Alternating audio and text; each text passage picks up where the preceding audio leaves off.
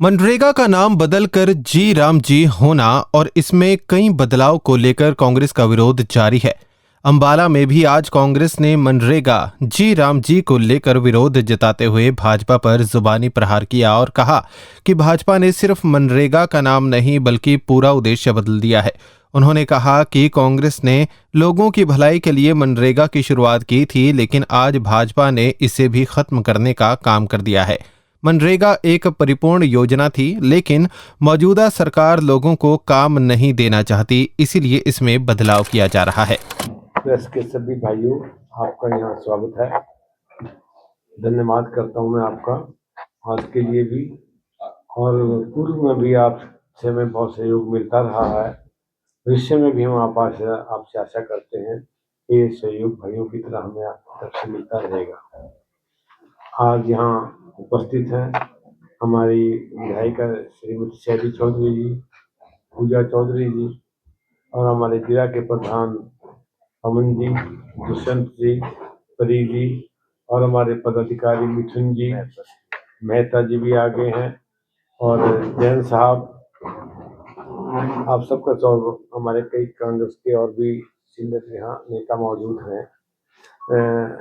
मनरेगा जो है वो कांग्रेस पार्टी ने चलाया था पूरे देश में, जिसका लाभ गरीब लोगों ने उठाया, और उसमें एक ये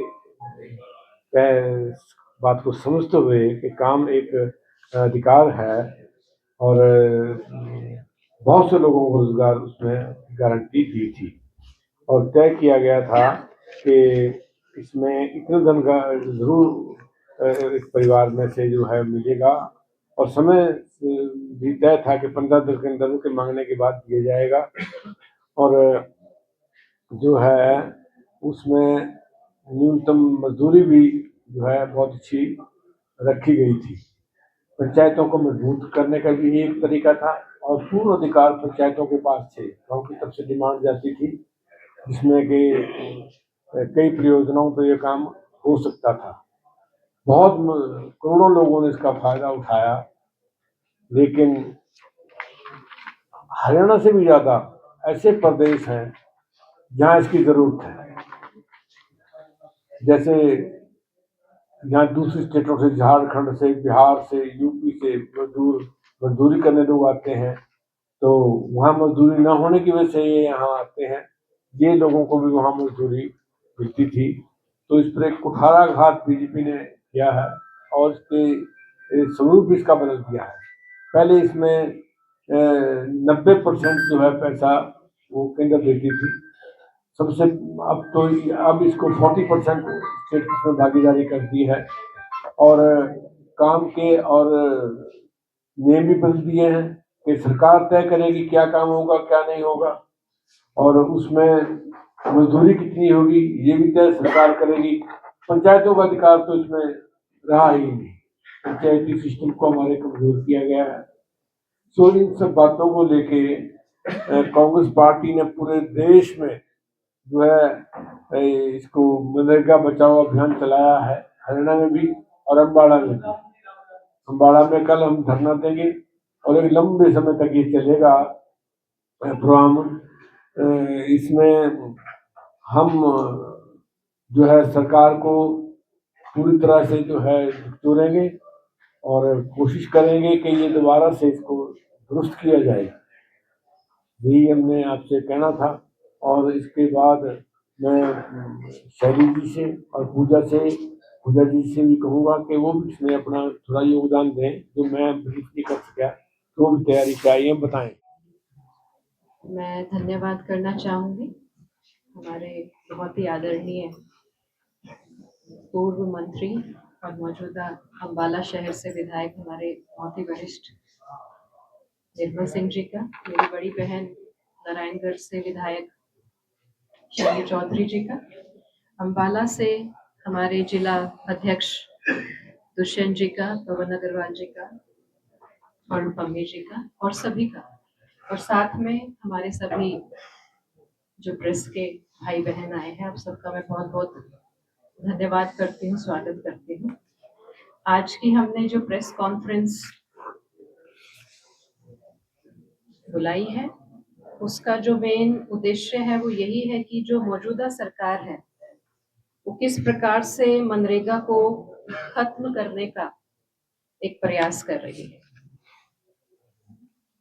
तो कहने का भाव, जैसे अभी भी सभी बातें रखी गई, कि जो मनरेगा की स्कीम नहीं, एक कानूनन अधिकार दिया गया था 2005 में यूपीए सरकार के द्वारा ये लागू की गई थी। ये एक अधिकार था, संवैधानिक अधिकार, जो मजदूरों को दिया गया था।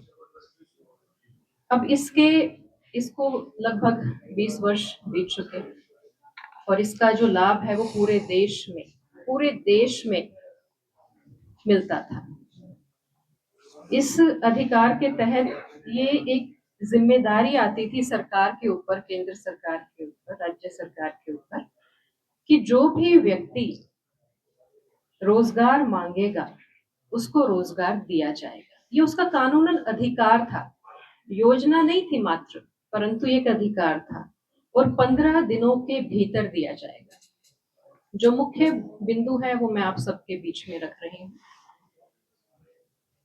तो जो सरकार है वो बाध्य होती थी कि जो भी व्यक्ति काम मांगेगा उसको काम दिया जाएगा।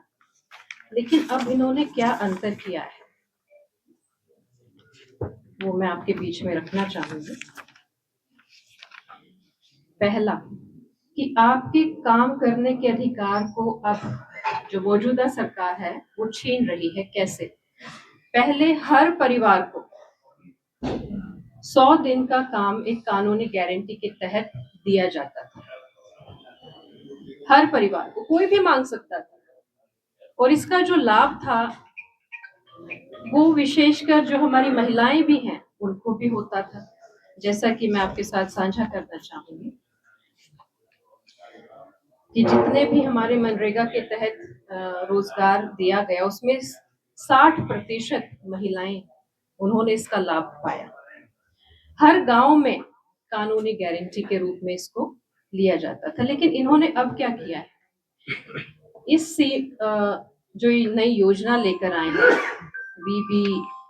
VBGRAMG, इसके तहत ये जो गारंटी है हर गांव के तक सीमित नहीं रह गई है।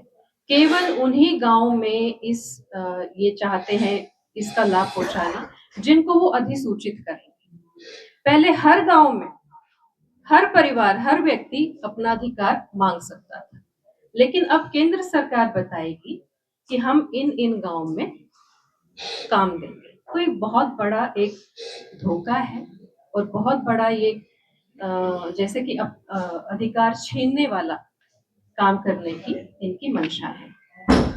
हर परिवार को और हर गांव में ये अधिकार मनरेगा के तहत मिलता था, और जो काम है वो पूरे साल के लिए ओपन था। आप पूरे साल में कभी भी इस मनरेगा के तहत काम मांग सकते थे। लेकिन अब ये चाह रहे हैं कि ये सुनिश्चित कर देंगे कि इन महीनों में नहीं, केवल इतने महीनों में ही आप काम मांग सकते हैं। तो पूरे साल का अधिकार भी छीन लिया है। ठीक है, तो ये भी एक तरह से जो हमारे मजदूर भाई हैं, बहन हैं, महिलाएं हैं, उनका अधिकार इस प्रकार से भी छीना जा रहा है कि फसल कटाई के समय में ये योजना नहीं चलेगी। पर मनरेगा के तहत पूरे साल काम मिलता था, न्यूनतम मजदूरी मिलती थी। तो कहने का भाव जो इसमें मेन हमने देखा कि पूरे देश में सभी गांव में मनरेगा का लाभ मिलता था। तीसरा ये कि जो गांव है, अपने ही गांव में रहकर कोई भी व्यक्ति काम को ले पाता था, लेकिन अब इस चीज को भी हटाने की कोशिश की जा रही है। अब केंद्र सरकार बताएगी आपको काम अपने गांव में करना है कि दूसरे गांव में करना है कि कहाँ करना है। वही बात अधिसूचित किया जाएगा, वहीं पर काम आपको मिलेगा, यानी कि आने जाने का खर्चा भी गरीब व्यक्ति ही उठाएगा। वो उसको सूट करता है नहीं करता है वो कोई कंसिडर नहीं किया गया। तो मनरेगा के तहत अपने ही गांव में हर एक को काम मिल जाता था। तो इस प्रकार से जो मुख्य जो एक सीधा अटैक किया गया है कि जो मनरेगा स्कीम क्यों लेकर आई गई थी कि जो महात्मा गांधी जी का भी एक जो सपना था पूरे देश का था कि हमारे जो ग्राम स्तर है, जो गरीब से गरीब परिवार है, वो मजबूत हो, जो हमारा जमीनी ढांचा है वो मजबूत हो, उस प्रकार से इसको कानून अधिकार बनाया गया था। अभी कानून अधिकार भी नहीं रह गया। बड़ी हैरानी होती है इस बात से कि ये कानूनन अधिकार को मिटाया जा रहा है एक एक्ट के द्वारा।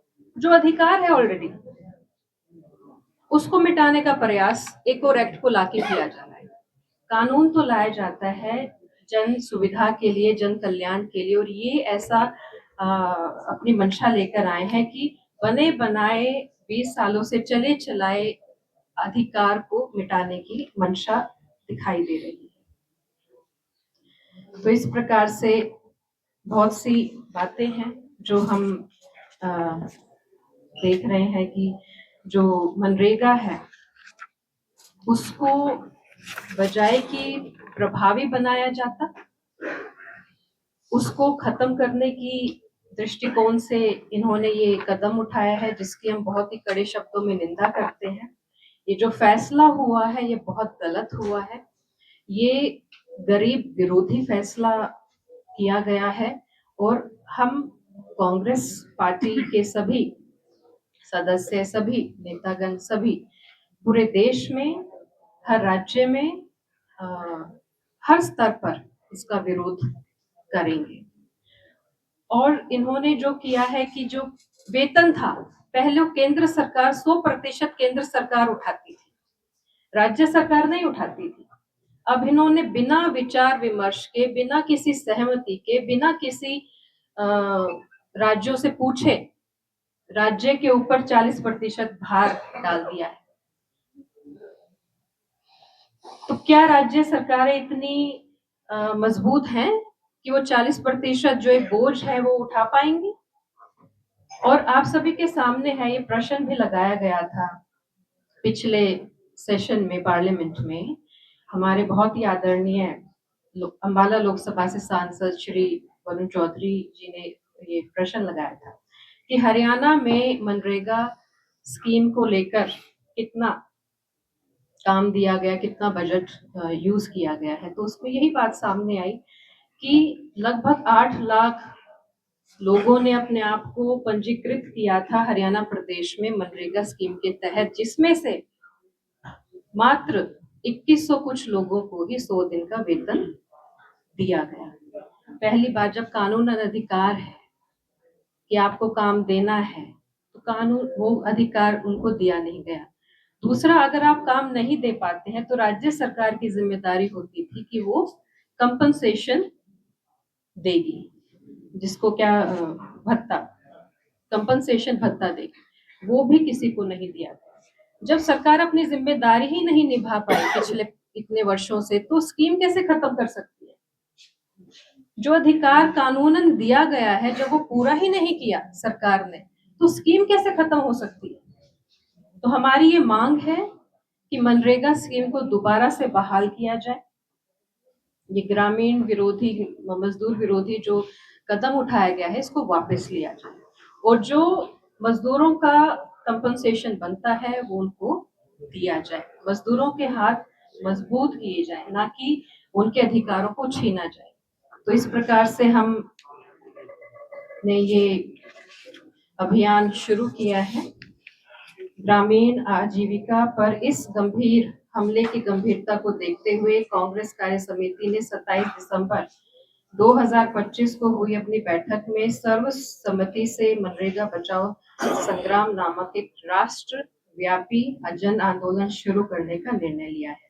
और ये जो कार्यक्रम है ये 29 फरवरी तक। हाँ जी दुष्यंत जी, कब तक चलेगा? 12 जनवरी से नहीं 12 जनवरी से 12 जनवरी से 29 जनवरी तक हर ग्राम स्तर पे, हर ग्राम स्तर पर, हर पंचायत में कांग्रेस के कार्यकर्ता जाएंगे और हर उनको स्तर पर इसको उसके किया बाद जाएगा। ब्लॉक स्तर पर, फिर राज्य स्तर पर, फिर राष्ट्रीय स्तर पर। सभी मेरे यहाँ विधायक हैं, सभी हमारे जिला के प्रधान बनाए हुए हैं, सभी आए हुए हैं यहाँ, सभी का मैं धन्यवाद करती हूँ। और खासकर प्रेस वाले भाइयों का, बहनों का बहुत बहुत धन्यवाद। आपने हमेशा हमारी पार्टी का सहयोग किया, मैं उम्मीद करती हूँ इसमें भी सहयोग करें। जैसे कि अभी हमारे भाई विधायक जो यहाँ से निर्मल सिंह जी, उन्होंने आपको बताया है पूरी तरह से कि जो ये मनरेगा को खत्म करने की सरकार की एक प्लानिंग है, इसमें बदलाव किया जा रहा है। हमारे मजदूरों के साथ तो बहुत बड़ा धोखा है।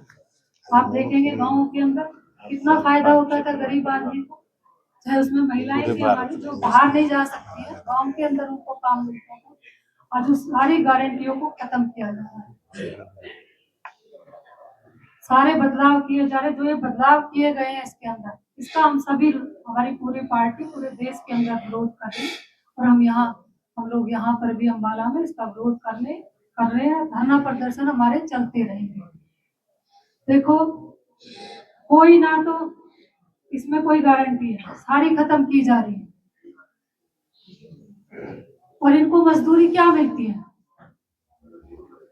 सरकार को होना चाहिए कि जो ये बदलाव किया गया है ये बहुत गलत है,